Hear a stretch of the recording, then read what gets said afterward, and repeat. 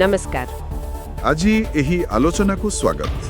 ଆଜି ଆମେ ଓଡ଼ିଶା ସମ୍ବନ୍ଧୀୟ କିଛି ଗୁରୁତ୍ୱପୂର୍ଣ୍ଣ ମାନେ ସାମ୍ପ୍ରତିକ ବହୁବିକଳ୍ପୀୟ ପ୍ରଶ୍ନ ଆଉ ତାର ଉତ୍ତର ବିଷୟରେ କଥା ହେବା।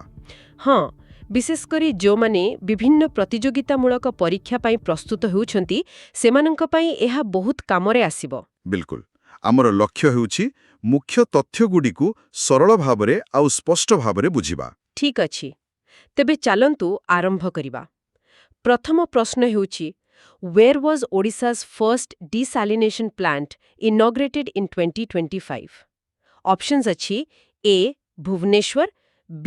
ଗଞ୍ଜମ, C. କୋରାପୁଟ ଆଉ D. କଟକ। କୋଉଟା ହେବ?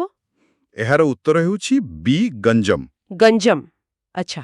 ହଁ, ଏଇଟା 2025ରେ କେନ୍ଦ୍ରମନ୍ତ୍ରୀ ଧର୍ମେନ୍ଦ୍ର ପ୍ରଧାନ ଏହାକୁ ଗଞ୍ଜାମ ଜିଲ୍ଲାରେ ଉଦ୍ଘାଟନ କରିଥିଲେ। ଏଇଟା ଓଡ଼ିଶାର ପ୍ରଥମ ଲୁଣି ଜଳ ବିଶୋଧନ କାରଖାନା। ଓହୋ, ପ୍ରଥମ? ଆଜ୍ଞା। ଆଉ ଏଥିରେ ଭାବା ଆଟମିକ୍ ରିସର୍ଚ୍ଚ ସେଣ୍ଟର ମାନେ ବାର୍କର ଟେକ୍ନୋଲୋଜି ବ୍ୟବହାର କରାଯାଇଛି, ଉନ୍ନତ ମେମ୍ବ୍ରେନ୍ ଟେକ୍ନୋଲୋଜି। ଏହାର କ୍ଷମତା ହେଉଛି ପ୍ରତିଦିନ ପାଖାପାଖି 4 ଲକ୍ଷ ଲିଟର ପରିଷ୍କାର ପାଣି ଯୋଗାଇବ, ଲୁଣି ପାଣିରୁ। 4 ଲକ୍ଷ ଲିଟର? ହଁ, ଏହାଦ୍ୱାରା ସ୍ଥାନୀୟ ଅଞ୍ଚଳର ପାଖାପାଖି 7,000 ଲୋକ ଉପକୃତ ହେବେ। ୱାଓ! ଆଉ ଏହି ପ୍ରକଳ୍ପ ପାଇଁ ପ୍ରାୟ 135 କୋଟି ଟଙ୍କା 135 କୋଟି ଟଙ୍କା ବିନିଯୋଗ ହୋଇଛି। ତେଣୁ ଜଳ ସଙ୍କଟ ଦୂର କରିବାରେ ଏହା ବହୁତ ସାହାଯ୍ୟ କରିବ। ନିଶ୍ଚୟ, ବିଶେଷ କରି ଉପକୂଳ ଅଞ୍ଚଳ ପାଇଁ ଏହା ବହୁତ ଜରୁରୀ ଥିଲା। ଠିକ୍ ଅଛି, ଏବେ ପରବର୍ତ୍ତୀ ପ୍ରଶ୍ନ। ଏଟା କ୍ରୀଡ଼ା କ୍ଷେତ୍ରରୁ। Who became the first male swimmer from Odisha to win a gold medal at a national meet? Options: A. Rankanidhi Seth, B. Sai Swarup Swain, C.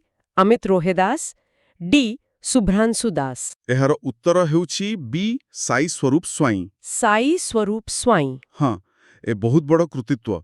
Odisha ପାଇଁ ତ ଇତିହାସ ରଚିଛନ୍ତି ସେ। ଆଚ୍ଛା। ହଁ, ଅହମ୍ମଦାବାଦରେ 51ତମ ଜୁନିୟର ଜାତୀୟ ଆକ୍ୱାଟିକ୍ ଚାମ୍ପିଅନସିପ୍ ହୋଇଥିଲା 2025ରେ। ସେଠାରେ ସେ ଓଡ଼ିଶାର ପ୍ରଥମ ପୁରୁଷ ସନ୍ତରଣକାରୀ ଭାବେ ଜାତୀୟ ସ୍ତରରେ ସ୍ୱର୍ଣ୍ଣ ପଦକ ଜିତିଲେ। ୱା, ପ୍ରଥମ ପୁରୁଷ ସନ୍ତରଣକାରୀ, ଜାତୀୟ ସ୍ତରରେ ସୁନା। ଆଜ୍ଞା, ଏଟା ବହୁତ ବଡ଼ ଉପଲବ୍ଧି। ଆଉ ସେ କେବଳ ଗୋଟିଏ ନୁହେଁ, ଦୁଇଟା ସ୍ୱର୍ଣ୍ଣ ପଦକ ଜିତିଥିଲେ, 100 ମିଟର ବ୍ୟାକ୍ଷ୍ଟ୍ରୋକ୍ ଆଉ 200 ମିଟର ବ୍ୟାକ୍ଷ୍ଟ୍ରୋକ୍ରେ। ଓହୋ, 2ଟା ସୁନା। ହଁ, ଆଉ ତା ସହିତ 50 ମିଟର ବ୍ୟାକ୍ଷ୍ଟ୍ରୋକ୍ରେ ଗୋଟେ ବ୍ରଞ୍ଜ ପଦକ ବି ଜିତିଥିଲେ। ବହୁତ ବଢ଼ିଆ। ନିଶ୍ଚୟ ଏହା ଅନ୍ୟ ଯୁବ କ୍ରୀଡ଼ାବିତ୍ମାନଙ୍କୁ ପ୍ରେରଣା ଦେବ। ନିଶ୍ଚିତ ଭାବରେ।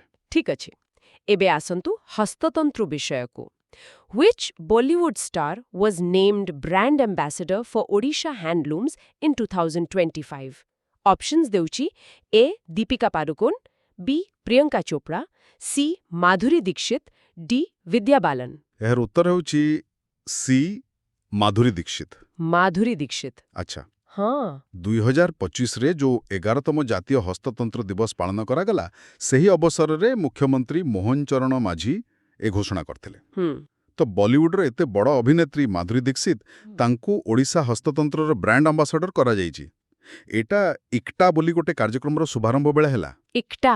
ହଁ, ଇକ୍ତା ମାନେ ହେଲା exhibition cum knowledge sharing for textile advantage.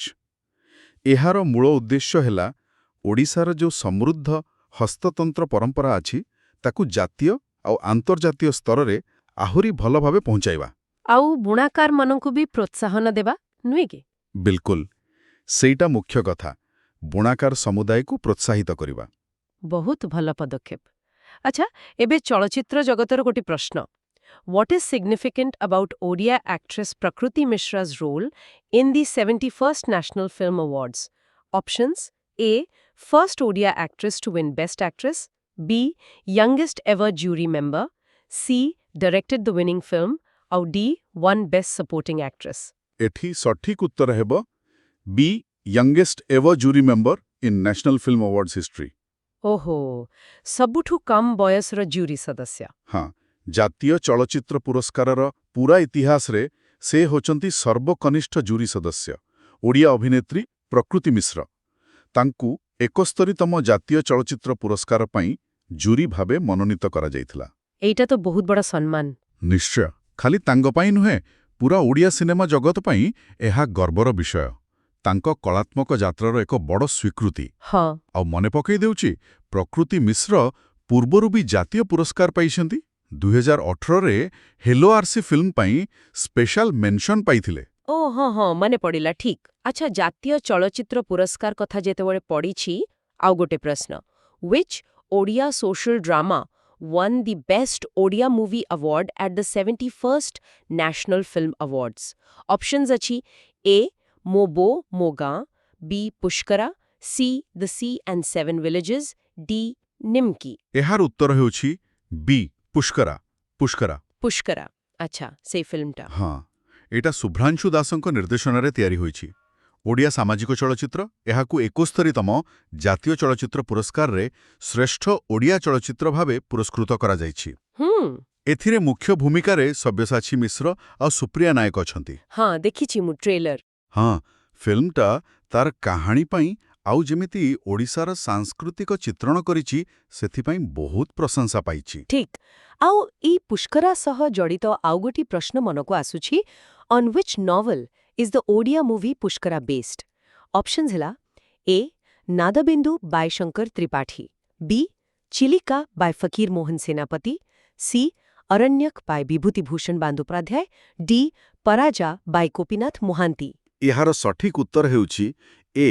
ନାଦବିନ୍ଦୁ Bai Shankar Tripathi. ଆଚ୍ଛା, ନାଦବିନ୍ଦୁ ଶଙ୍କର ତ୍ରିପାଠୀଙ୍କର। ହଁ, ପ୍ରଖ୍ୟାତ ଓଡ଼ିଆ ସାହିତ୍ୟିକ ଶଙ୍କର ତ୍ରିପାଠୀଙ୍କ ଲେଖା ନାଦବିନ୍ଦୁ ଉପନ୍ୟାସ ଉପରେ ଏହି ପୁଷ୍କରା ଫିଲ୍ମଟି ଆଧାରିତ। ବହୁତ ଭଲ କଥା ଯେ ଗୋଟେ ସାହିତ୍ୟ କୃତିକୁ ଏତେ ସୁନ୍ଦର ଭାବେ ଚଳଚ୍ଚିତ୍ର ରୂପ ଦିଆଯାଇଛି। ନିଶ୍ଚୟ, ସାହିତ୍ୟ ଆଉ ସିନେମାର ଏମିତି ମିଳନ ଆମ ଓଡ଼ିଆ କଳା ଜଗତ ପାଇଁ ବହୁତ ଭଲ। ଠିକ୍। ଚାଲନ୍ତୁ ଏବେ ଟିକେ କର୍ପୋରେଟ୍ ଦୁନିଆ ଆଡ଼କୁ ଯିବା।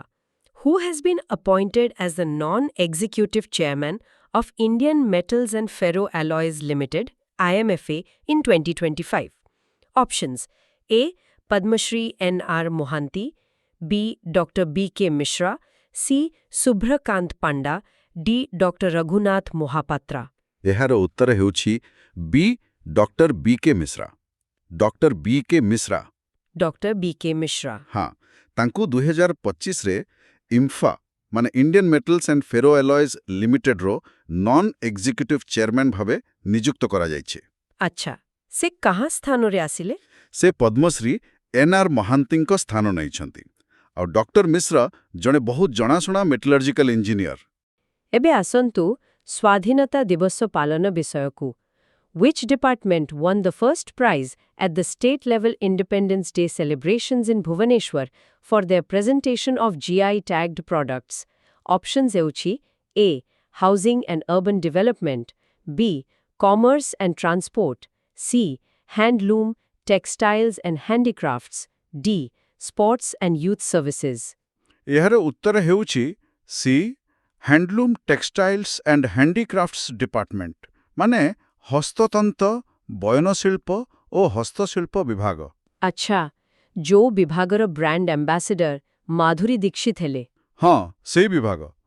ସେମାନଙ୍କର ଯୋଉ ପ୍ରଜ୍ଞାପନ ମେଢ଼ ଥିଲା, ସେଥିରେ ଓଡ଼ିଶାର ବିଭିନ୍ନ ଜିଆଇ ଟ୍ୟାଗ୍ ପାଇଥିବା ଜିନିଷଗୁଡ଼ିକୁ ବହୁ ସୁନ୍ଦର ଭାବେ ଦେଖାଯାଇଥିଲା। ପୁଣି କ୍ରୀଡ଼ା ଜଗତରୁ What is significant about the World Athletics Continental Tour event held at Kalinga Stadium in 2025?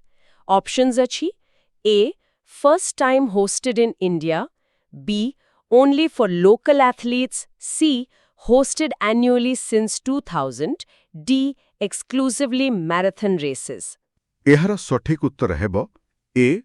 First time hosted in India. ପୁରା ଭାରତରେ ପ୍ରଥମ ଥର କଳିଙ୍ଗ ଷ୍ଟାଡିୟମରେ। ହଁ, ବିଲକୁଲ। 2025 ଅଗଷ୍ଟ ମାସରେ ଭୁବନେଶ୍ୱରର କଳିଙ୍ଗ ଷ୍ଟାଡିୟମରେ ଏହି ଇଭେଣ୍ଟ ହୋଇଥିଲା। ୱାର୍ଲଡ ଆଥଲେଟିକ୍ସ କଣ୍ଟିନେଣ୍ଟାଲ ଟୁର୍ ଏହା ବ୍ରଞ୍ଜ ଲେଭେଲ ଇଭେଣ୍ଟ ଥିଲା। ତ ଏହି ପ୍ରକାରର ଗୋଟେ ଅନ୍ତର୍ଜାତୀୟ ଆଥଲେଟିକ୍ସ ପ୍ରତିଯୋଗିତା ଭାରତରେ ପ୍ରଥମ ଥର ପାଇଁ ଆୟୋଜିତ ହେବା ନିଜେ ହିଁ ଗୋଟେ ବଡ଼ କଥା। How much gold has Odisha confirmed as reserves across multiple districts? Options: A.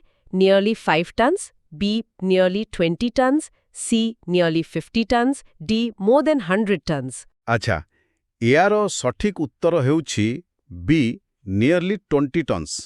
ହଁ, ତେବେ ଓଡ଼ିଶା ସରକାର ଏଇଟା ନିଶ୍ଚିତ କରିଛନ୍ତି କି ରାଜ୍ୟର ବିଭିନ୍ନ ଜିଲ୍ଲାରେ ମିଶେଇକି ପାଖାପାଖି 20 ଟନ୍ ସୁନା ଭଣ୍ଡାର ରହିଛି। ଏଇଟା ମାନେ ରାଜ୍ୟର ଯେଉଁ ଖଣିଜ ସମ୍ପଦର ସମ୍ଭାବନା ଅଛି, ସେଟାକୁ ପୁଣି ଦେଖଉଛି। ଏହି ଭଣ୍ଡାର ମୁଖ୍ୟତଃ ଦେଖିବାକୁ ଗଲେ ଦେବଗଡ଼, ସୁନ୍ଦରଗଡ଼, ନବରଙ୍ଗପୁର, କେନ୍ଦୁଝର, ଅନୁଗୁଳ ଆଉ କୋରାପୁଟ ଜିଲ୍ଲାରେ ଏଠି ସବୁ ଚିହ୍ନଟ ହେଇଛି। ଓହୋ।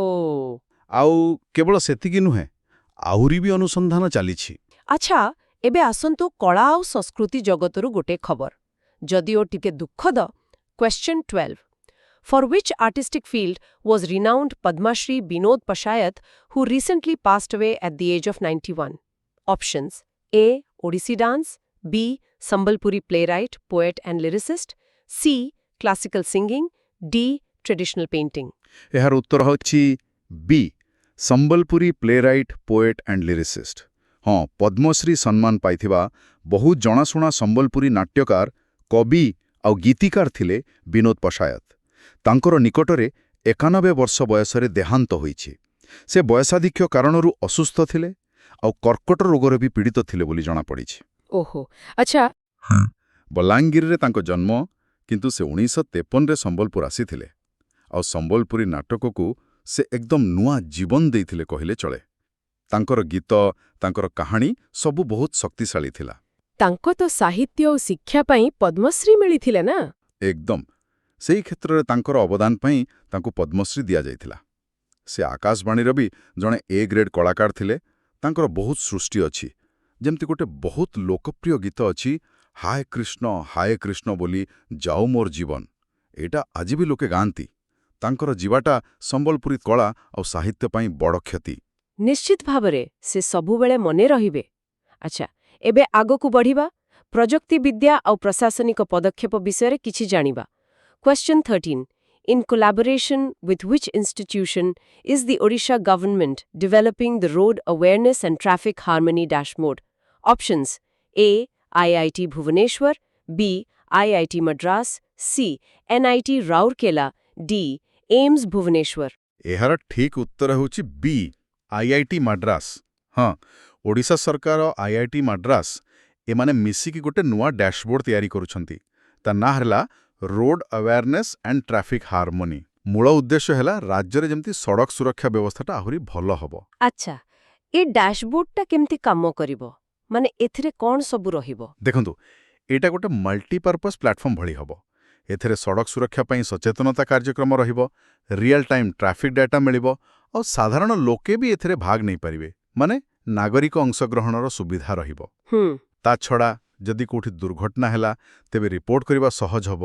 ସ୍ଥାନୀୟ ଫର୍ଷ୍ଟ ରେସ୍ପଣ୍ଡର୍ସ ଯେ ଥିବେ, ତାଙ୍କ ପାଖକୁ ତୁରନ୍ତ ଖବର ଯିବ। ଡାଟା ଆନାଲିସିସ୍ କରି କୋଉ ଜାଗା ବେଶୀ ଦୁର୍ଘଟଣା ପ୍ରବଣ ସେଟା ବି ଜଣାପଡ଼ିବ। ଆଉ ଇମର୍ଜେନ୍ସି ରେସ୍ପନ୍ସ ସିଷ୍ଟମ ସାଙ୍ଗରେ ବି ଏହା ଯୋଡ଼ି ହୋଇ ରହିବ। ତେଣୁ ଗୋଟେ ଇଣ୍ଟିଗ୍ରେଟେଡ୍ ସିଷ୍ଟମ ଭଳି କାମ କରିବ ଏଇଟା। ବାଃ, এটা ବାସ୍ତବିକ ବହୁତ ଦରକାରୀ ପଦକ୍ଷେପ। ଯେମିତି ସଡ଼କ ଦୁର୍ଘଟଣା ସବୁ ବଢ଼ି ଚାଲିଛି। ଆଚ୍ଛା, ଆଗକୁ ଯିବା ଗୋଟିଏ ସାମାଜିକ ଆଉ ପ୍ରଶାସନିକ ନିଷ୍ପତ୍ତି ଆଡ଼କୁ। Question 14. What term has been banned from official use in Odisha from August 2025? Options: A. Dalit, B. Scheduled tribe, C. Harijan, D. Backward class. ଏହାର ସଠିକ୍ ଉତ୍ତର ହେଲା ସି, ହରିଜନ। ହଁ, ଓଡ଼ିଶା ସରକାର ଗୋଟେ ବଡ଼ ନିର୍ଦ୍ଦେଶ ଦେଇଛନ୍ତି। ସେ କହିଛନ୍ତି କି ଅଗଷ୍ଟ 2025 ପରଠାରୁ କୌଣସି ବି ସରକାରୀ କାଗଜପତ୍ରରେ ମାନେ ଅଫିସିଆଲ କମ୍ୟୁନିକେସନ ବା ଡକ୍ୟୁମେଣ୍ଟରେ ହରିଜନ ଶବ୍ଦ ଆଉ ବ୍ୟବହାର କରାଯିବ ନାହିଁ। ଓ, ଏ ନିଷ୍ପତ୍ତି କାହିଁକି ନିଆଗଲା? ଆଉ ଏହା ବଦଳରେ କ'ଣ ବ୍ୟବହାର ହେବ? ଦେଖନ୍ତୁ, ଯେଉଁ ବିଭାଜିଟା ଦେଖୁଛି, ମାନେ ଅନୁସୂଚିତ ଜାତି ଓ ଜନଜାତି ଉନ୍ନୟନ ବିଭାଗ, ସେମାନେ କହିଛନ୍ତି ଯେ ଏହି ଶବ୍ଦଟା ସମ୍ମାନଜନକ ନୁହେଁ। ଆଉ ଆମ ସମ୍ବିଧାନରେ ବି ଏ ଶବ୍ଦର ସ୍ୱୀକୃତି ନାହିଁ। ସେଥିପାଇଁ ସରକାରୀ ରେକର୍ଡ ହେଉ, ଚିଠି ହେଉ, ଜାତି ପ୍ରମାଣପତ୍ର ହେଉ, କୋଉଠି ବି ଏ ଶବ୍ଦ ବ୍ୟବହାର ହେବନି। ଏହା ବଦଳରେ କେବଳ ସାମ୍ବିଧାନିକ ଭାବ ସ୍ୱୀକୃତ ଶବ୍ଦ, ମାନେ ଭାରତୀୟ ସମ୍ବିଧାନର ଧାରା 341 ଅନୁସାରେ ଯାହା ଅଛି, ଅନୁସୂଚିତ ଜାତି ବା ଶେଡ୍ୟୁଲ କାଷ୍ଟ, ସେଇଆ ହିଁ ବ୍ୟବହାର କରାଯିବ। ଏଇଟା ମାନେ ସାମାଜିକ ସମାନତା ଦିଗରେ ଗୋଟେ ଭଲ ପଦକ୍ଷେପ। ବୁଝିଲେ। ହଁ, ଏକ ସମ୍ବେଦନଶୀଳ ଆଉ ଜରୁରୀ ପରିବର୍ତ୍ତନ ନିଶ୍ଚୟ। ଆଚ୍ଛା, ଏବେ କିଛି ମହତ୍ତ୍ୱପୂର୍ଣ୍ଣ ନିଯୁକ୍ତି ବିଷୟରେ ଜାଣିବା। Question 15. Who became chairperson of the Odisha State Commission for Women in August 2025? Options: A. Prabhati Parida, B. Shobhana Mohanty, C. Minati Behera, D. Sunilata Topo। ଏହାର ଠିକ୍ ଉତ୍ତର ହେଲା ବି ଶୋଭନା ମହାନ୍ତି। ହଁ, ଶ୍ରୀମତୀ ଶୋଭନା ମହାନ୍ତିଙ୍କୁ ଓଡ଼ିଶା ରାଜ୍ୟ ମହିଳା ଆୟୋଗ, ଯାହାକୁ SCW କୁହନ୍ତି, ତାର ନୂଆ ଅଧ୍ୟକ୍ଷ ଭାବେ ନିଯୁକ୍ତ କରାଯାଇଛି। ସେ ବାଲେଶ୍ୱର ଜିଲ୍ଲାର, ଆଉ ସେ ଅଗଷ୍ଟ 5, 2025ରୁ ଆସନ୍ତା 3 ବର୍ଷ ପାଇଁ ଏହି ଦାୟିତ୍ୱରେ ରହିବେ। ଆଚ୍ଛା, ଏ ପଦବୀ ତ କିଛି ଦିନ ଖାଲି ପଡ଼ିଥିଲା ନା? ହଁ, ଗତ ବର୍ଷ ନଭେମ୍ବରରେ ପୂର୍ବତନ ଅଧ୍ୟକ୍ଷ ମିନିତି ବେହେରାଙ୍କୁ ହଟେଇ ଦିଆଯାଇଥିଲା। ତା ପରଠୁ ଏଟା ଖାଲି ଥିଲା। ଆଉ ଗୋଟେ ଗୁରୁତ୍ୱପୂର୍ଣ୍ଣ ନିଯୁକ୍ତି ବି ହୋଇଛି। କ'ଣ ସେଇଟା? ବ୍ରହ୍ମପୁରର ଶ୍ରୀମତୀ ବବିତା ପାତ୍ର, ତାଙ୍କୁ ଓଡ଼ିଶା ରାଜ୍ୟ ଶିଶୁ ଅଧିକାର ସୁରକ୍ଷା ଆୟୋଗ ବା OSCPCRର ଅଧ୍ୟକ୍ଷା କରାଯାଇଛି। ତାଙ୍କ କାର୍ଯ୍ୟକାଳ ବି ସେମିତି 3 ବର୍ଷ ବା 65 ବର୍ଷ ବୟସ, ଯାହା ଆଗ ଆସିବ। ଏହା ସହିତ OSCPCRରେ ଆହୁରି 6 ଜଣ ନୂଆ ସଦସ୍ୟ ବି ନିଆଯାଇଛନ୍ତି। Question 16. Which book by Nayagarh MLA Dr. Arun Sahu was unveiled at Bhanjakala Mandap? Options: A. Behar Barsa, B. Sahita Satta, C. Truth and Justice, D. The Rise of Odisha। ଏହାର ଉତ୍ତର ହେଲା ବି ସାହିଟା ସତ୍ତା। ହଁ, ନୟାଗଡ଼ର ବିଧାୟକ ଅଛନ୍ତି ଡକ୍ଟର ଅରୁଣ ସାହୁ। ତାଙ୍କର ଗୋଟେ ନୂଆ ବହି ସାହିତା ସତ୍ତା, ଏଇଟା ନିକଟରେ ଭଞ୍ଜକଳା ମଣ୍ଡପରେ ଉନ୍ମୋଚନ ହେଇଛି। ଆଉ ଖାଲି ବହି ନୁହେଁ, ସେହି ସମୟରେ ତାଙ୍କର ଲେଖା ଗୋଟେ ଗୀତ ବେହାଲ ବର୍ଷା ବି ଲୋକାର୍ପିତ ହୋଇଥିଲା। ଏବେ ଟିକେ ଖେଳ ଦୁନିଆର ଖବର ନେବା। Question 17. Which team won the 64th Senior Men Inter-District Football Championship in Odisha in 2025? Options: A. Sambalpur, B. Cuttack, C. Keonjhar, D. Bhubaneswar। ଏହାର ଉତ୍ତର ହେଲା ବି କଟକ। ହଁ, ଏ ବର୍ଷର 64ତମ ବରିଷ୍ଠ ପୁରୁଷ ଆନ୍ତଃଜିଲ୍ଲା ଫୁଟବଲ ଚାମ୍ପିୟନଶିପ୍, ଯାହାକୁ ସାହାଣୀ କପ୍ ବି କହନ୍ତି, ସେଇଟା କଟକ ଦଳ ଜିତିଛି। ଫାଇନାଲରେ ସେମାନେ ସମ୍ବଲପୁରକୁ ହରାଇଛନ୍ତି। ଏବେ ଉଦ୍ୟୋଗ ଆଉ ପ୍ରଯୁକ୍ତିବିଦ୍ୟା କ୍ଷେତ୍ରକୁ ଫେରିବା। Question 18. What were the key focus areas highlighted by the Odisha CM at TICON Bhubaneswar 2025? Options: A. Agriculture and mining, B. Policy-driven innovation, infrastructure, and AI-ready workforce, C.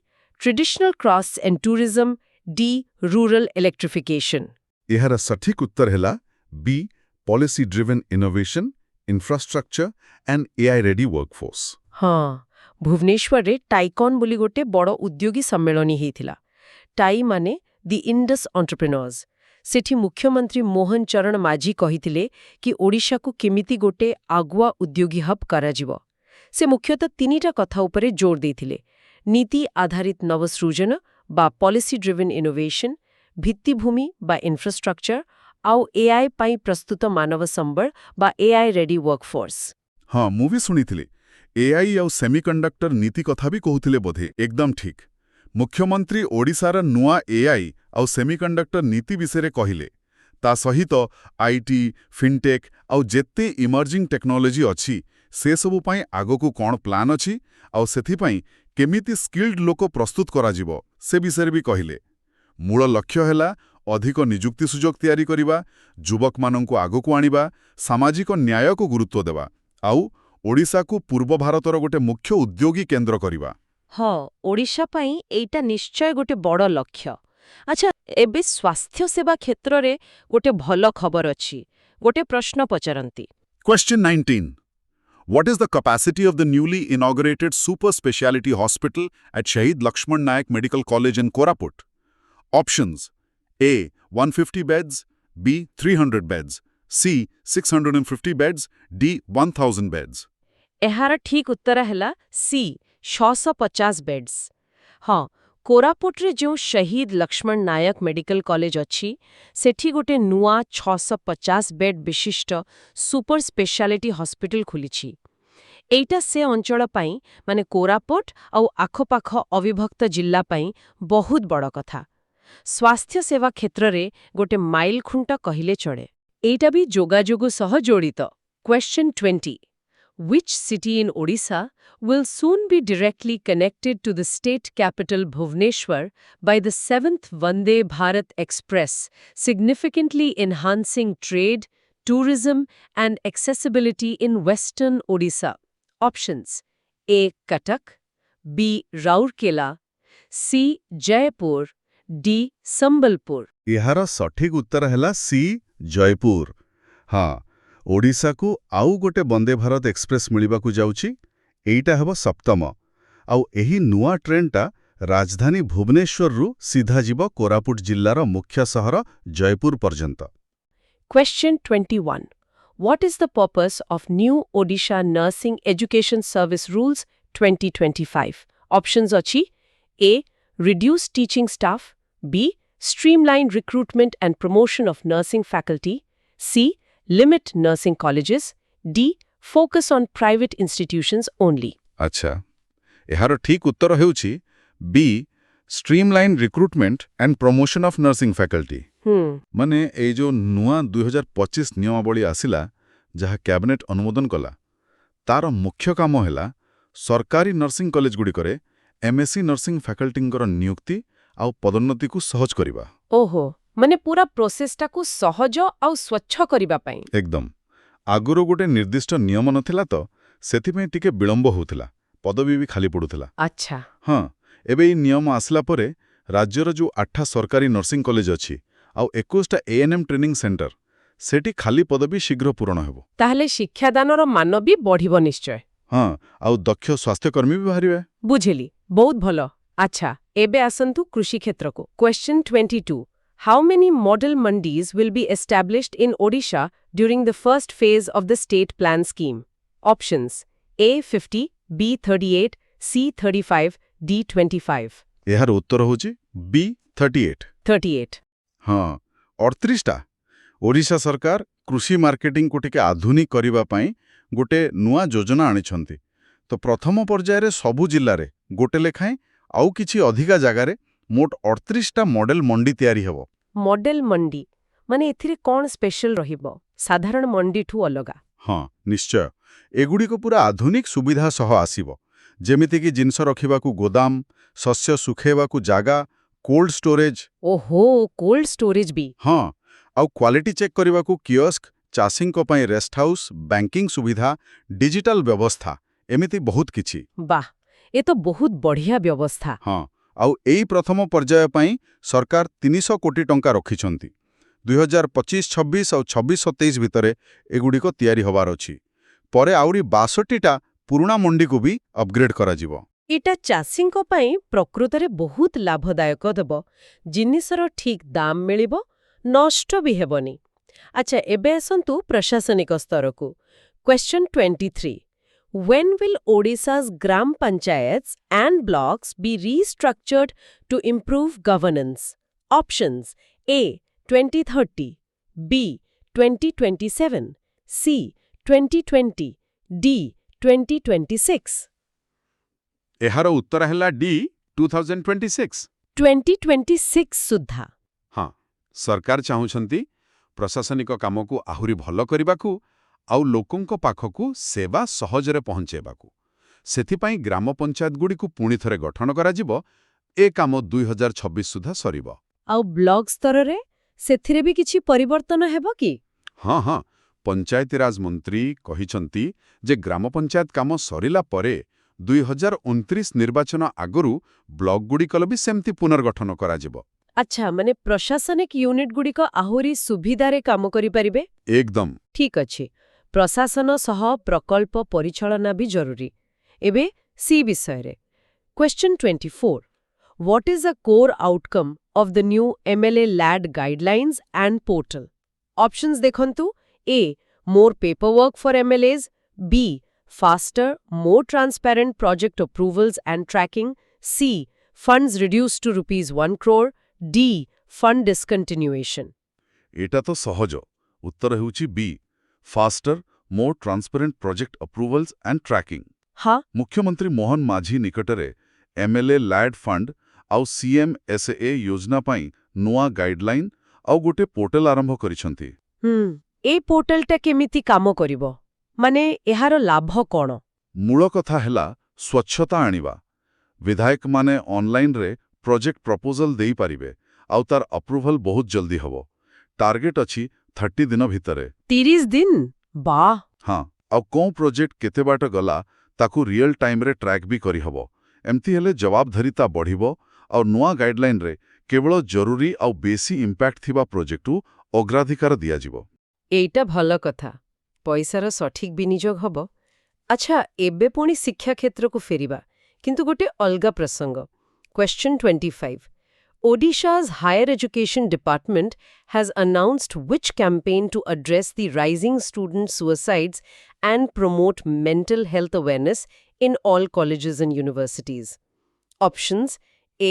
Safe Campaign, B. Green Campaign, C. Drug-Free Campaign, D. Digital Literacy Campaign. एहार उत्तर हेउची A safe campaign. Safe Campaign. हाँ, राज्य रे जो छात्र आत्महत्या घटना बढ़ुची सेटा को नहीं सरकार चिंतित, तो उच्च शिक्षा विभाग शक्तिश्री योजना अधीन रे एई सेफ कैंपेन आरंभ करुछंती। सबु कॉलेज यूनिवर्सिटी रे हबो, सरकारी बेसरकारी सबुठी। एही कैंपेन रो मूल उद्देश्य कोन माने कोन करा जीवो एथरे? मूल लक्ष्य हेला पिलांकर मानसिक स्वास्थ्य विषय सचेतन करिबा, सेमानंक भितरे इमोशनल रेजिलियंस माने भावगत स्थिरता बढ़ेबा और चाप को केमिति सामना करिवे से कौशल शिखेबा। शिक्षा मंत्री भी कहिचंती जे पिला अभिभावक और शिक्षकंक भितरे उटे सपोर्ट नेटवर्क तैयारी करा जिवो। मेंटल हेल्थ कैंप हेबो, पिलांकु काउंसेलिंग नेबकु प्रोत्साहित करा जिवो। गोटे सुरक्षित कैंपस परिवेश तैयारी करिबा हेला लक्ष्य। एइटा प्रकृतरे बहुत जरूरी थिला, बहुत समय उपयोगी पदक्षेप। अच्छा एबे आसंतु टेक्नोलॉजी और शिल्प दिगकु। Question 26. Which two semiconductor projects approved by the Union Cabinet will be set up in Odisha under the India Semiconductor Mission? Options are G. A. Sikisem and 3D Glass Solutions Inc. B. Continental Device India Private Limited and ASIP Technologies. C. Intel and Lockheed Martin. D. Not specified. एहार सठिक उत्तर हला A SiCSem and 3D glass solutions inc. Odisha रे semiconductor project. हाँ, दुईटा भारत सरकारंकर जो India semiconductor mission अछि सेही अधीन रे ए दुईटा प्रोजेक्ट ओडिशा रे हेबो बोली केंद्र कैबिनेट अनुमोदन देइछि। वाह, को कंपनी एगुडी को आउ कोन करिवे? गोटे हेला सिक्सेम प्राइवेट लिमिटेड।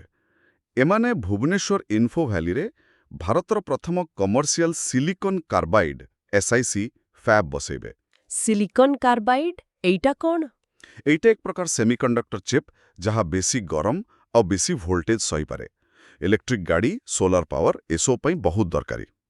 आउ द्वितीयटा हला अमेरिकार 3D ग्लास सॉल्यूशंस इंक। एमाने गोटे ग्लास सबस्ट्रेट पैकेजिंग यूनिट करिवे। अच्छा। हाँ, ए दुईटा मिशी पाखापाखि 4600 कोटी टंका इन्वेस्ट हेबो आउ प्राय 2000 रो बेसी कुशली लोकंकु चाकरी मिलिबो। एटा ओडिशा को सेमिकंडक्टर मानचित्र रे गोटे बड़ जागा देबो। ए तो बहुत बड़ खबर। ओडिशार शिल्प पई निश्चय गोटे माइल खुंट। अच्छा, टेक्नोलॉजी कथा पढिछि जिते बेले आउ गोटे प्रश्न देखिबा। Question 27 What is the main use of newly proposed AI cameras in Odisha government offices? Options A. Artistic photography. B. Employee attendance and performance monitoring. C. Public exhibition. D. None of the above. इहारा उत्तरता सीधा सड़क B. Employee attendance and performance monitoring. सरकारी office रे AI camera. हाँ, सरकार चाहुचंती office रो कार्य संस्कृति को टिके सुधारिबा पई सेथि पई आर्टिफिशियल इंटेलिजेंस बा एआई वाला कैमेरा लगेइबे। किंतु एटा साधारण सीसीटीवी ठु केमिति अलगा कोन करिवो एटा? एटा खाली वीडियो रिकॉर्ड करिवनी, एथिरे फेशियल डिटेक्शन टेक्नोलॉजी अछि, माने मुह चिन्हिबो। ओहो। हाँ, तो कर्मचारी केतेबेले आसिले केतेबेले गले से सब ऑटोमेटिक रिकॉर्ड हिजिबो अटेंडेंस पई। अच्छा। एहा छोड़ा किए निज सीट रे केते समय बसुची, ऑफिस भितरे क्वाडे जाउची से सब भी मॉनिटर करी हबो। मूल कथा हैला ऑफिस रे डिसिप्लिन आउ समयानुवर्तिता आनिबा। प्रथमे कोठी लागिबो ए सबु? प्रथमे लोक सेवा भवन आउ खारवेल भवन रे लागिबो, तापरे धीरे धीरे बाकी सबु सरकारी ऑफिस रे। एइटा गोटे माने कौतूहलपूर्ण पदक्षेप, देखा जो केमती काम करूची। अच्छा, आगु को बढ़िबा। एबे गोटे नुआ कॉरिडोर विषय रे। Question 28 What is the key focus of OMBRIC? Options A. Gold mining. B. Marine biotechnology and blue economy. C. Urban transport innovation. D. Forestry. ଏହାର ଉତ୍ତର ହେଉଛି B marine biotechnology and blue economy. OMBRIC ଏହାର ପୂରା ନାଁ କ'ଣ? ଏହାର ପୂରା ନାଁ ହେଲା Odisha marine biotechnology research and innovation corridor. Odisha ସରକାରଙ୍କ ବିଜ୍ଞାନ ଓ ପ୍ରଯୁକ୍ତି ବିଦ୍ୟା ବିଭାଗ ଏଇଟା ଆରମ୍ଭ କରିଛନ୍ତି। ମୁଖ୍ୟମନ୍ତ୍ରୀ ଏହାକୁ ଉଦ୍ଘାଟନ କରିଛନ୍ତି। ତେବେ ଏହାର ଫୋକସ୍ ହେଲା ସାମୁଦ୍ରିକ ଜୈବ ପ୍ରଯୁକ୍ତି ଆଉ ବ୍ଲୁ ଇକୋନୋମି। ଏଇ ବ୍ଲୁ ଇକୋନୋମିଟା କ'ଣ? ବ୍ଲୁ ଇକୋନୋମି ବା ନୀଳ ଅର୍ଥନୀତି ମାନେ ହେଲା ସମୁଦ୍ର ଆଉ ସମୁଦ୍ରର ସମ୍ପଦାକୁ ନଷ୍ଟ ନ କରି ତାର ସଠିକ ବ୍ୟବହାର କରି ଦେଶର ଅର୍ଥନୀତିକୁ ଆଗେଇ ନେବା। ଆଚ୍ଛା, ଓଡ଼ିଶାର ତ ପାଖାପାଖି 574 କିଲୋମିଟର ଲମ୍ବ ବେଳାଭୂମି ଅଛି ଆଉ ସମୁଦ୍ର ଭିତରେ ଅନେକ ଜୈବ ସମ୍ପଦ ଅଛି ଯାହାକୁ ଆମେ ଏଯାଏ ଭଲରେ ଜାଣିନୁ। OMBRICର କାମ ହେବ ସେଇ ସାମୁଦ୍ରିକ ଜୈବ ପ୍ରଯୁକ୍ତି ଉପରେ ଗବେଷଣା କରିବା, ନୂଆ ଜିନିଷ ଉଦ୍ଭାବନ କରିବା ଆଉ ତାକୁ ନେଇ ବ୍ୟବସାୟ କରିବାକୁ ପ୍ରୋତ୍ସାହନ ଦେବା। ଏଥିରେ କିଏ କିଏ ସାମିଲ ଅଛନ୍ତି? ଏଥିରେ NIOT ମାନେ national institute of ocean technology ଆଉ ରାଜ୍ୟର 6ଟା ବଡ଼ ୟୁନିଭର୍ସିଟି ମିଶିକି କାମ କରିବେ। ଉପକୂଳ ଇକୋସିଷ୍ଟମ୍ ମ୍ୟାପିଂ କରିବେ, ସମୁଦ୍ରରୁ ନୂଆ ଜିନ୍ ଖୋଜିବେ, ହର୍ଷ କ୍ରାବ୍ର ବ୍ୟବସାୟିକ ପ୍ରଜନନ କରିବେ, ଏମିତି ଅନେକ କାମ। ଲକ୍ଷ୍ୟ ହେଲା ଓଡ଼ିଶାକୁ ଏଇ କ୍ଷେତ୍ରରେ ଗୋଟେ ଗ୍ଲୋବାଲ ହବ୍ କରିବା। ବାଃ, ଏହା ବାସ୍ତବିକ ଗୋଟେ ଦୂରଦୃଷ୍ଟି ସମ୍ପନ୍ନ ଯୋଜନା। ସମୁଦ୍ର ସମ୍ପଦର ସଠିକ ବ୍ୟବହାର ହେବ। ଆଚ୍ଛା, ଏବେ ଆସିବା ପୁରସ୍କାର ଓ ସମ୍ମାନ କଥାକୁ। Question 29. Which Odisha police officers received the President's Medal for Distinguished Service on Independence Day 2025? Options A. IG Mohapatra and Jailer Patti, B. ASP Rabindra Panda and Commandant Naresh Patel, C. SI Narendra and Constable Nayak, D. DSP Nayak and Commandant Malik. ଏହାର ଠିକ୍ ଉତ୍ତର ହେଉଛି B. ASP Rabindra Panda and commandant Naresh Patel. ସ୍ୱାଧୀନତା ଦିବସ 2025ରେ ଓଡ଼ିଶା ପୁଲିସର ଏ ଦୁଇଜଣ ବରିଷ୍ଠ ଅଧିକାରୀ ASP ରବୀନ୍ଦ୍ର ପାଣ୍ଡା ଆଉ କମାଣ୍ଡାଣ୍ଟ ନରେଶ ପଟେଲ ତାଙ୍କର ବିଶିଷ୍ଟ ସେବା ପାଇଁ ରାଷ୍ଟ୍ରପତି ପଦକ ପାଇଛନ୍ତି। ଏହି ପଦକର ଗୁରୁତ୍ୱ କ'ଣ? ମାନେ ବିଶିଷ୍ଟ ସେବା ପଦକ? ଦେଖନ୍ତୁ, ରାଷ୍ଟ୍ରପତିଙ୍କ ପୁଲିସ ପଦକ ହେଉଛି ପୁଲିସ ସେବାରେ ବହୁତ ବଡ଼ ସମ୍ମାନ ଆଉ ବିଶିଷ୍ଟ ସେବା ପଦକ ସାଧାରଣତଃ ଯେଉଁମାନେ ବହୁତ ବର୍ଷ ଧରି ନିଷ୍ଠାର ସହ ଚମତ୍କାର କାମ କରିଥାନ୍ତି ତାଙ୍କୁ ମିଳେ। ଆଚ୍ଛା। ହଁ, ଏହା ଛଡ଼ା ସେହି ସମୟରେ ଆଉ 9 ଜଣଙ୍କୁ ସାହସିକତା ପାଇଁ ଗ୍ୟାଲେଣ୍ଟ୍ରି ମେଡାଲ ଆଉ 11 ଜଣଙ୍କୁ ପ୍ରଶଂସନୀୟ ସେବା ପାଇଁ ପଦକ ବି ମିଳିଛି। ଏଇଟା ଓଡ଼ିଶା ପୁଲିସ ପାଇଁ ଗୋଟେ ବଡ଼ ସ୍ୱୀକୃତି। ନିଶ୍ଚୟ, ପୋଲିସ ବାହିନୀର ମନୋବଳ ବଢ଼ାଇବ। ଆଚ୍ଛା, ଆମର ଆଜିର ଶେଷ ପ୍ରଶ୍ନ କ୍ରୀଡ଼ା ଭିତ୍ତିଭୂମି ବିଷୟରେ। Question 30. How much will Odisha spend on building a new state-of-the-art stadium in Bhubaneswar? Options A. 50 crore rupees, B. 200 crore rupees, C. 1000 crore rupees, D. 10,000 crore rupees. ଏହାର ଉତ୍ତର ହେଉଛି C. 1000 crore rupees। 1000 କୋଟି ଟଙ୍କା ଗୋଟେ ଷ୍ଟାଡିୟମ ପାଇଁ। ହଁ, ମୁଖ୍ୟମନ୍ତ୍ରୀ ମୋହନ ଚରଣ ମାଝୀ ଏଇଟା ଘୋଷଣା କରିଛନ୍ତି।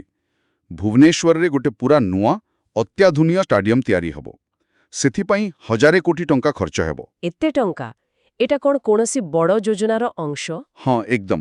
ସରକାର ଆଗାମୀ 4 ବର୍ଷ ଭିତରେ ରାଜ୍ୟର ସବୁ 147ଟା ବ୍ଲକରେ ଖେଳ ଭିତ୍ତିଭୂମିର ବିକାଶ ପାଇଁ ମୋଟ 4124 କୋଟି ଟଙ୍କା ଖର୍ଚ୍ଚ କରିବାକୁ ଯୋଜନା କରିଛନ୍ତି। ଓହୋ। ହଁ, ଆଉ ଭୁବନେଶ୍ୱରର ଏଇ ନୂଆ ଷ୍ଟାଡିୟମ ହେଉଛି ସେଇ ବଡ଼ ଯୋଜନାର ଗୋଟେ ମୁଖ୍ୟ ଅଂଶ। What is the main aim of the Godavarish Mishra Adarsha Prathamika Vidyalaya scheme? Options A. Adult education, B. Model primary schools, C. Education below 10 years, D. Urban only coverage. ଏହାର ଠିକ୍ ଉତ୍ତର ହେଉଛି option B model primary schools. Odisha ସରକାର ନିକଟରେ ଗୋଦାବରୀଶ ମିଶ୍ର ଆଦର୍ଶ ପ୍ରାଥମିକ ବିଦ୍ୟାଳୟ ବୋଲି ଏକ ନୂଆ ଯୋଜନା ଆରମ୍ଭ କରିଛନ୍ତି। ଆଚ୍ଛା। ଏହାର ମୂଳ ଲକ୍ଷ୍ୟଟା ହେଲା ପ୍ରତି ଗ୍ରାମ ପଞ୍ଚାୟତରେ ଗୋଟିଏ ଭଲ କ୍ୱାଲିଟିର ମଡେଲ ପ୍ରାଇମେରୀ ସ୍କୁଲ ତିଆରି କରିବା।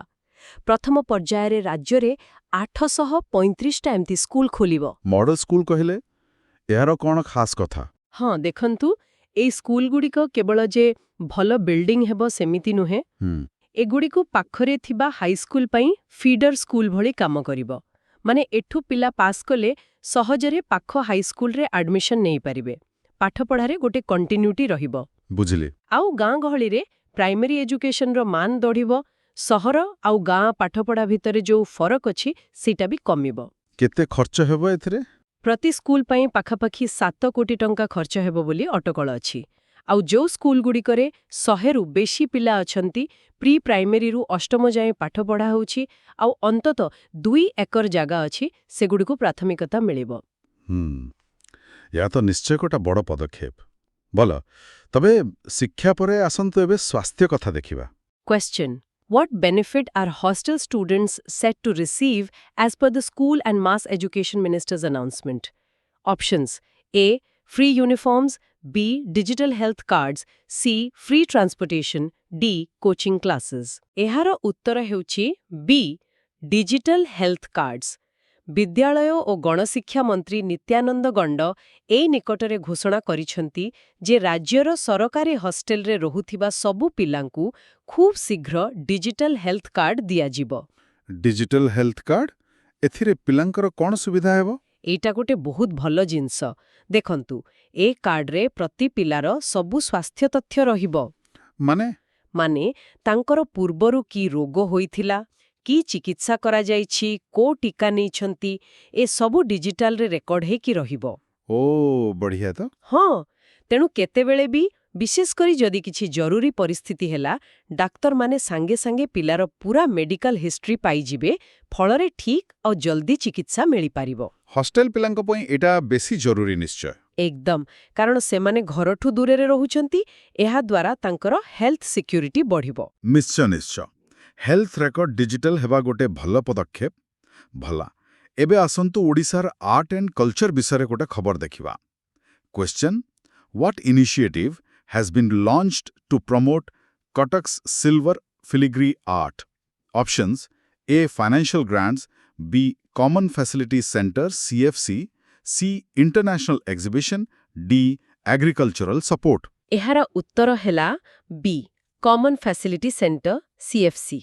ଆମେ ତ ସମସ୍ତେ ଜାଣିଛେ, କଟକର ରୂପା ତାରକସି କାମ ପୁରା ଦୁନିଆରେ ଫେମସ୍। ହଁ, ତା ତ ନିଶ୍ଚୟ। ତେବେ ଏଇ ଯୋଉ ୟୁନିକ୍ ଆର୍ଟ ଫର୍ମ, ଏହାକୁ ଆହୁରି ବଢ଼େଇବା ପାଇଁ ଆଉ କାରିଗରମାନଙ୍କୁ ଆଧୁନିକ ସୁବିଧା ଦେବା ପାଇଁ ସରକାର ଗୋଟେ ସାଧାରଣ ସୁବିଧା କେନ୍ଦ୍ର ବା କମନ୍ ଫ୍ୟାସିଲିଟି ସେଣ୍ଟର ମାନେ CFC ତିଆରି କରିବାକୁ ଯାଉଛନ୍ତି।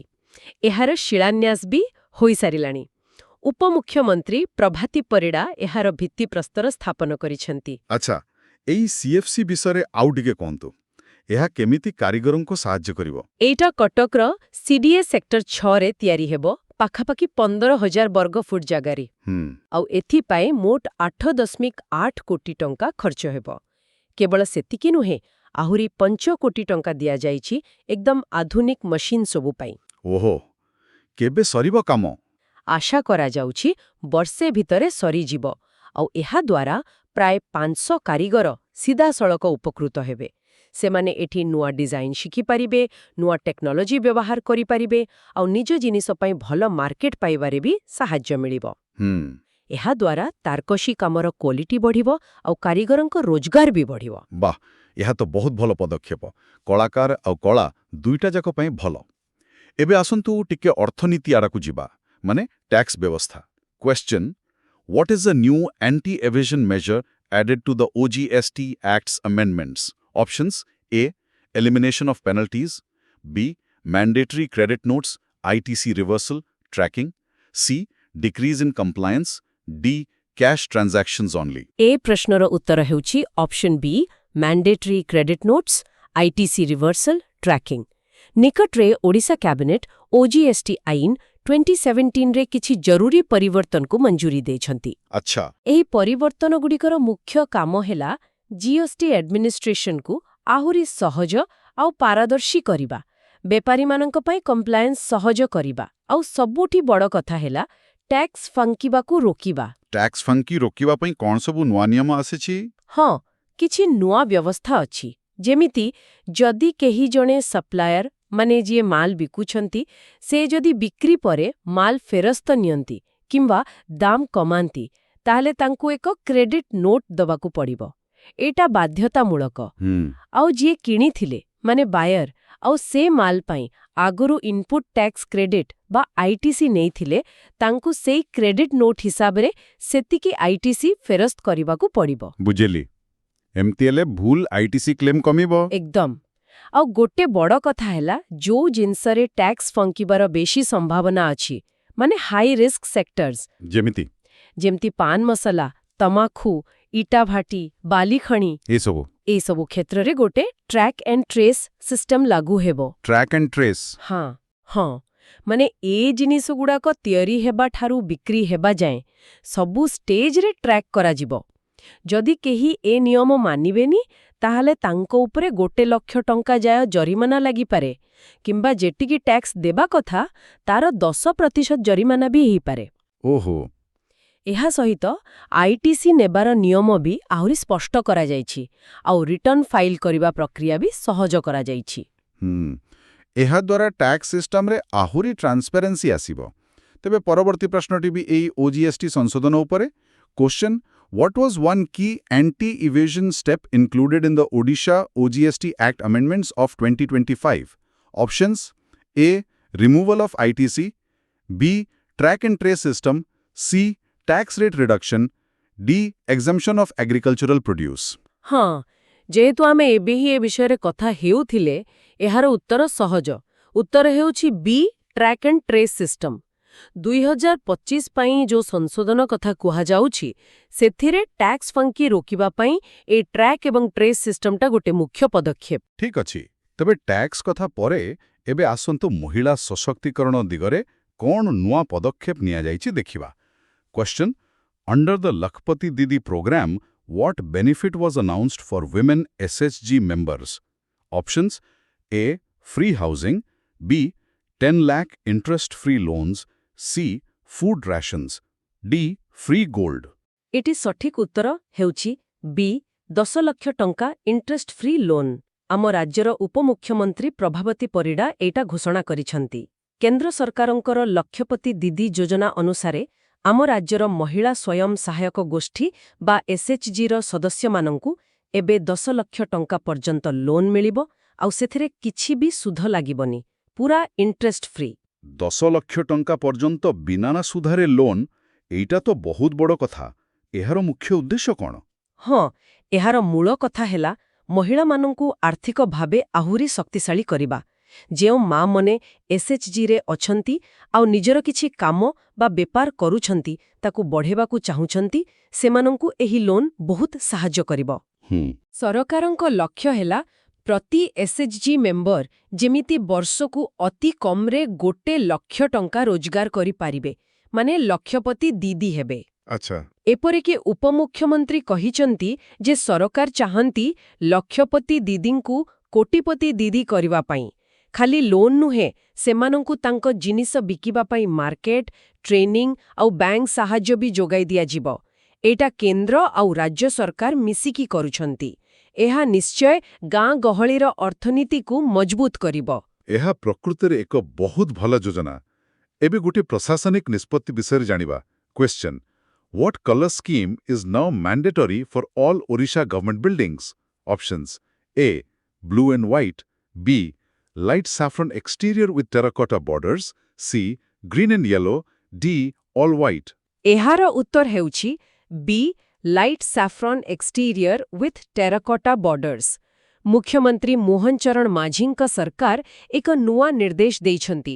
ଏହି ନିର୍ଦ୍ଦେଶ ଅନୁସାରେ ଏବେଠୁ ରାଜ୍ୟର ସବୁ ସରକାରୀ କୋଠା ପାଇଁ ଗୋଟେ ନିର୍ଦ୍ଦିଷ୍ଟ ରଙ୍ଗ ବ୍ୟବହାର କରିବାକୁ ପଡ଼ିବ।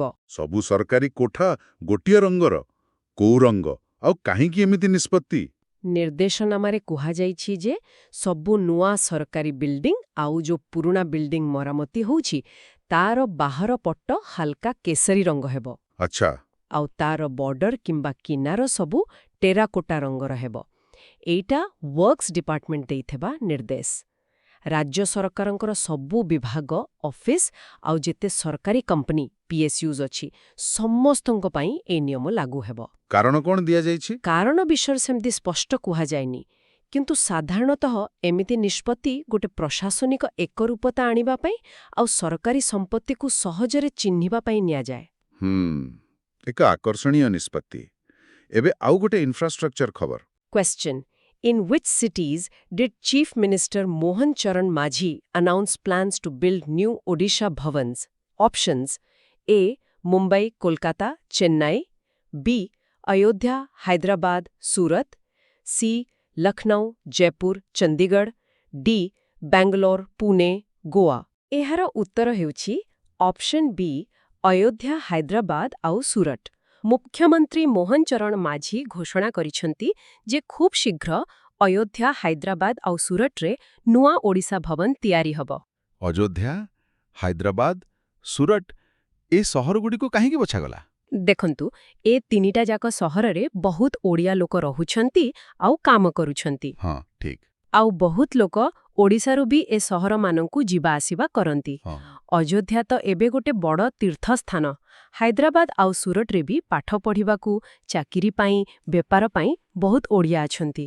ତେଣୁ ସେଠି ରହୁଥିବା ଆଉ ଯାଉଥିବା ଓଡ଼ିଆ ଲୋକଙ୍କୁ ଭଲ ରହିବା, ସୁବିଧା ଆଉ ଅନ୍ୟ ସେବା ଦେବା ପାଇଁ ଏ ନୂଆ ଓଡ଼ିଶା ଭବନ ତିଆରି ହେବ। କେମିତିକା ହେବ ଏ ଭବନ? ପ୍ରସ୍ତାବ ଅଛି ଯେ ପ୍ରତି ଭବନ 6 ମହଲା ହେବ, ଗ୍ରାଉଣ୍ଡ ପ୍ଲସ୍ 6 ଫ୍ଲୋର୍ସ, ପାଖାପାଖି 4761 ବର୍ଗ ମିଟର ଜାଗାରେ ତିଆରି ହେବ। ଆଉ ପ୍ରତି ଭବନରେ 45ଟା ସୁଇଟ୍ ରହିବ ଆଉ ଗୋଟେ ବଡ଼ କନଫରେନ୍ସ ହଲ୍ ବି ରହିବ। ବାଃ! ଓଡ଼ିଶା ବାହାରେ ରହୁଥିବା ଓଡ଼ିଆଙ୍କ ପାଇଁ ଏଇଟା ବହୁତ ସୁବିଧା ହେବ। ଏବେ ଆସନ୍ତୁ ଗୋଟେ ସାମାଜିକ ସଚେତନତା ବିଷୟରେ ଜାଣିବା। Question: Who announced the comprehensive statewide campaign to prevent suicide and self-harm in Odisha? Options: A. Chief Minister. B. IG Shaini. C.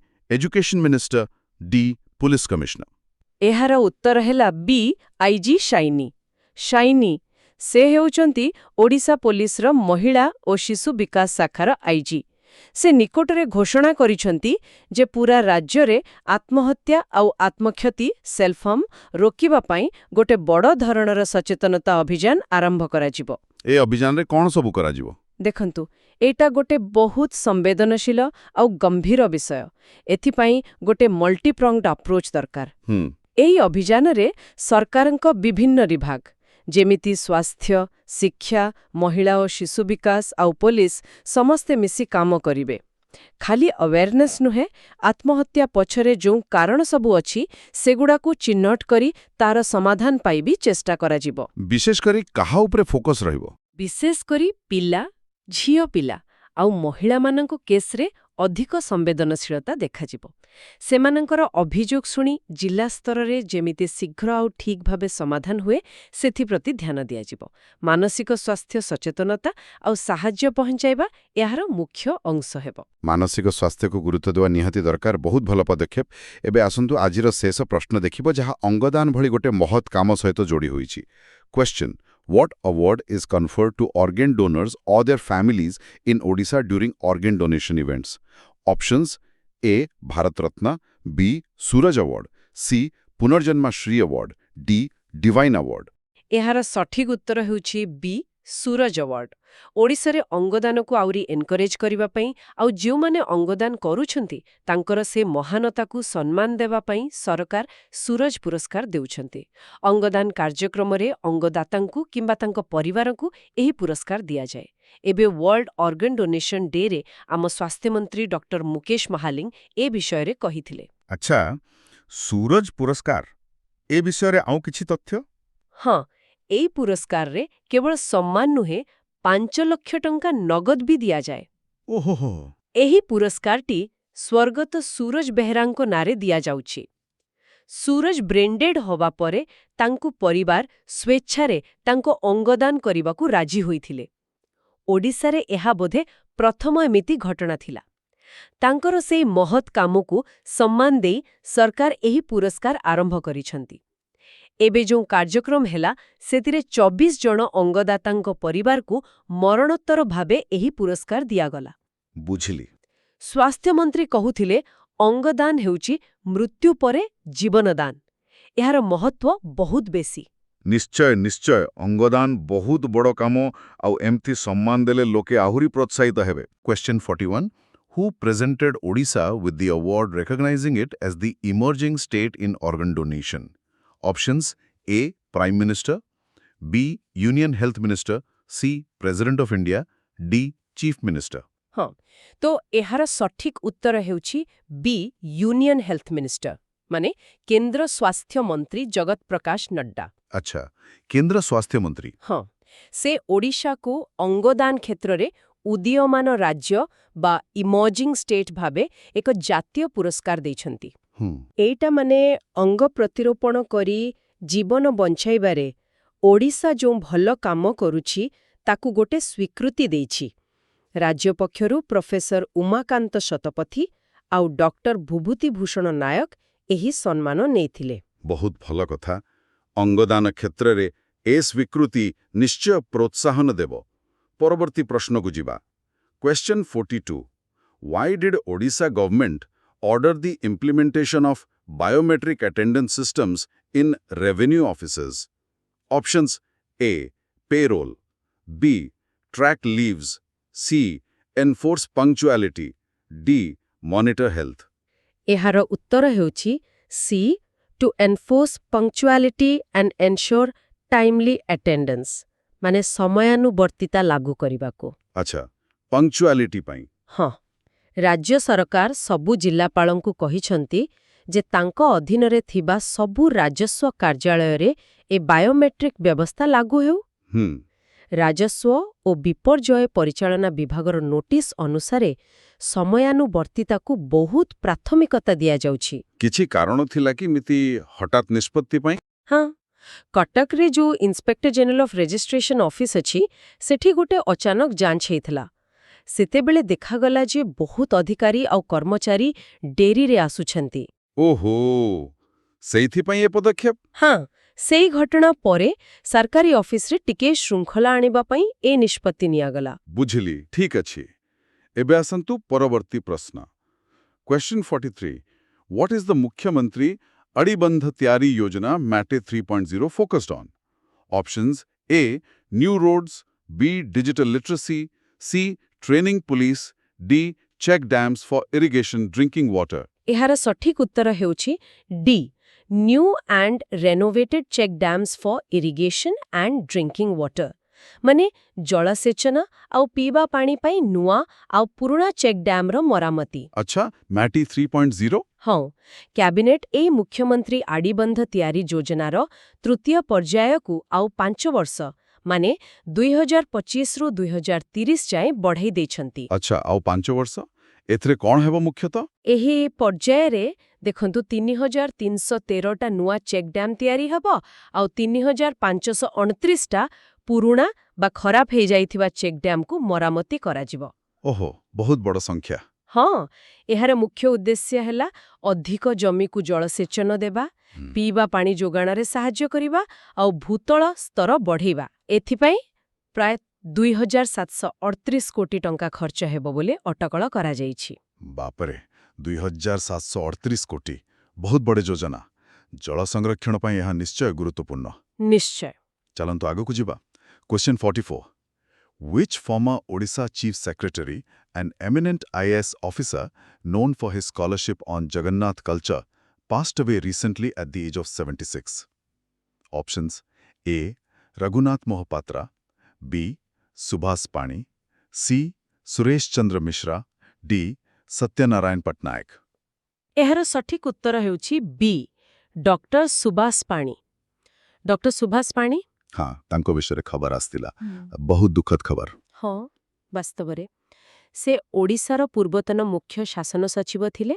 1972 ବ୍ୟାଚ୍ର IAS officer, 76 ବର୍ଷ ବୟସରେ ଭୁବନେଶ୍ୱରରେ ତାଙ୍କର ଦେହାନ୍ତ ହେଲା। ସେ କେବଳ ପ୍ରଶାସକ ନଥିଲେ, ବୋଧେ ଜଗନ୍ନାଥ ସଂସ୍କୃତି ଉପରେ ବି ବହୁତ କାମ କରିଥିଲେ ନା? ହଁ, ବିଲକୁଲ।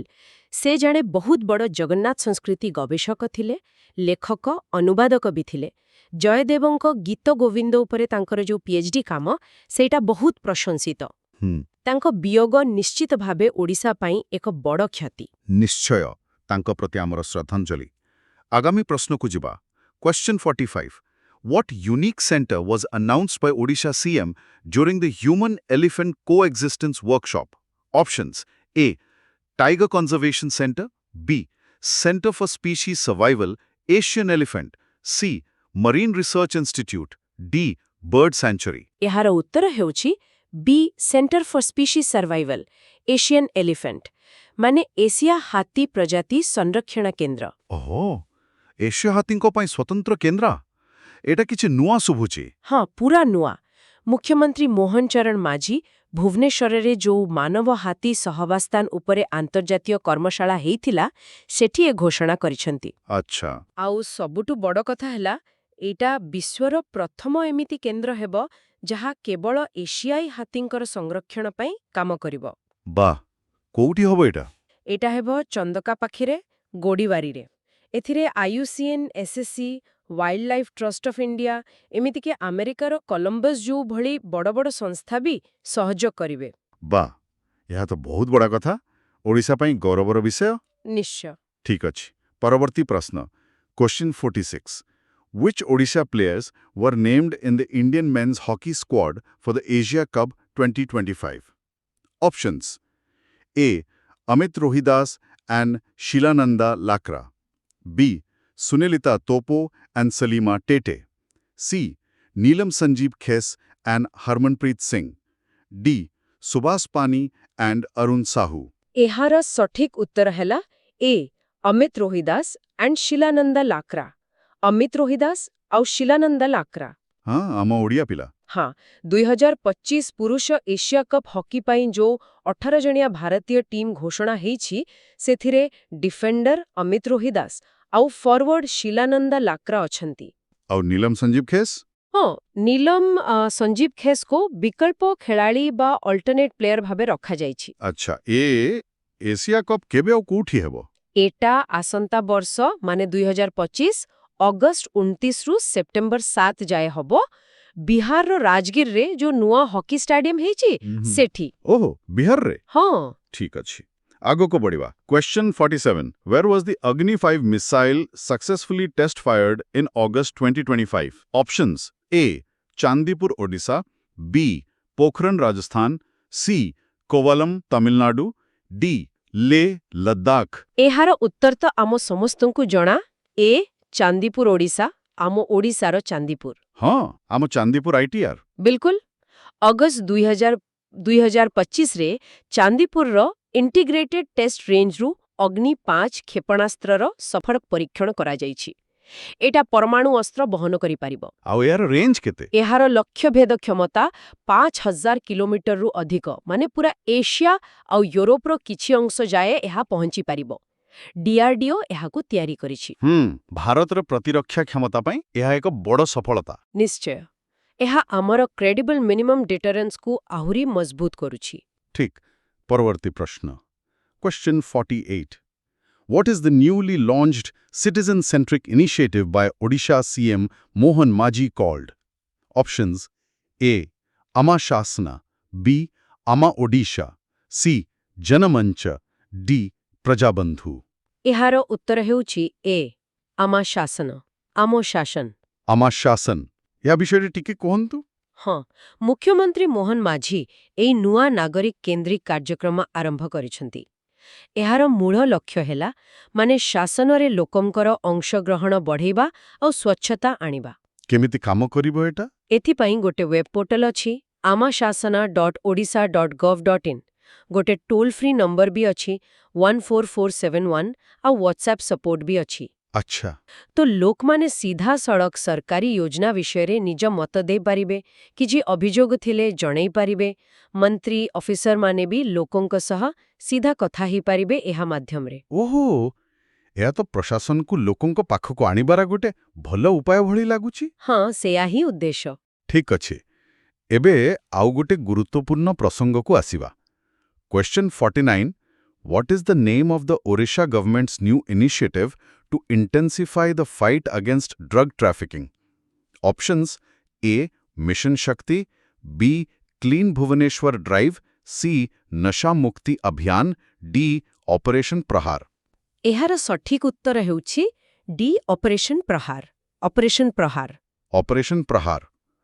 ଏଟା ନିଶା କାରବାର ବିରୋଧରେ। ହଁ, ବିଲକୁଲ। ରାଜ୍ୟରେ ବିଶେଷ କରି ସହରମାନଙ୍କରେ ଯୋଉ ନିଶା କାରବାର ବଢ଼ି ଚାଲିଛି, ତାକୁ ରୋକିବା ପାଇଁ ଏହି ନୂଆ ଅଭିଯାନ ଆରମ୍ଭ ହୋଇଛି। ହଁ। ମୁଖ୍ୟ ଲକ୍ଷ୍ୟ ହେଲା ଭୁବନେଶ୍ୱର ସମେତ ବାକି ସହରଗୁଡ଼ିକୁ ପୁରା ନିଶାମୁକ୍ତ କରିବା। ଏଥିରେ STF ଅବକାରୀ ବିଭାଗ, ଏନ୍ସିବି ସମସ୍ତେ ମିଶିକି କାମ କରିବେ। ଏଥିରେ କିଛି କଠୋର ଆଇନ ବ୍ୟବହାର ହେବ କି? ହଁ, ସେମିତି କୁହାଯାଇଛି। ପିଆଇଟି ଏନ୍ଡିପିଏସ୍ ଆକ୍ଟ ଭଳି କଠୋର ଆଇନ ଲାଗୁ କରାଯିବ। ଯେଉଁମାନେ ବାରମ୍ବାର କାମ କରୁଛନ୍ତି ସେମାନଙ୍କୁ ବିନା ବିଚାରରେ ଅଟକ ରଖାଯାଇପାରିବ। ବାଃ, ଏହା ତ ବହୁତ କଡ଼ା ପଦକ୍ଷେପ। ନିଶା କାରବାର ରୋକିବା ପାଇଁ ଏମିତି କିଛି ଦରକାର ଥିଲା। ହଁ, ସରକାର ପୁରା ପ୍ରତିବଦ୍ଧତା ଦେଖାଉଛନ୍ତି। ବହୁତ ବଢ଼ିଆ। ଏବେ ଆସନ୍ତୁ ପରିବହନ କ୍ଷେତ୍ରକୁ। Question 50 Odisha ranks 5th nationally for which sustainable urban mobility solution?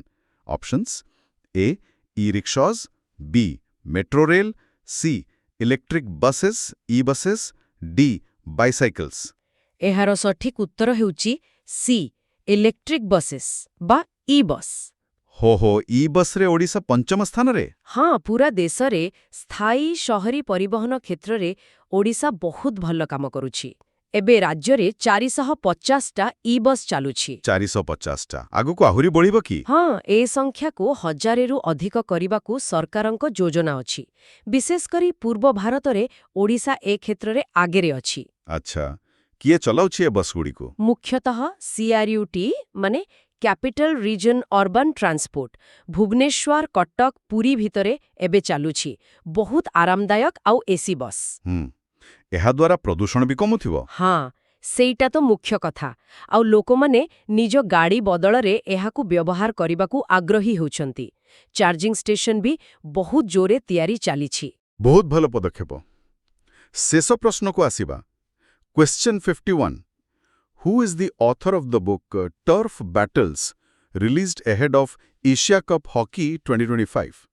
Options A Dilip Tirkey, B K Arumugam, C Vasukinath Patra, D Sushil Kumar.